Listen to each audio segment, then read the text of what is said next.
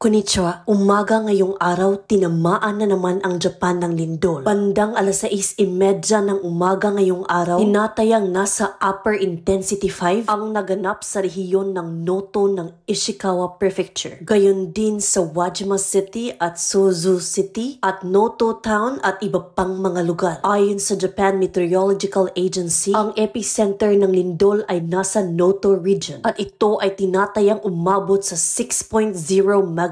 May mga bahay na 2 palapag ang gumuho at mga gusali sa Wajima City. Samantalang sa Tsubata Town, isang 60 taong gulang na babae ang naggulat dahil sa tunog ng emergency alert mula sa kanyang telepono na naging dahilan ng kanyang pagkahulog sa kama at pagkabali ng kanyang binte. Samantalang sa Namikawa City, Toyama Prefecture, isang 20 taong gulang na lalaki ang nahulog habang lumilikas at agad na dinala sa ospital. Samantalang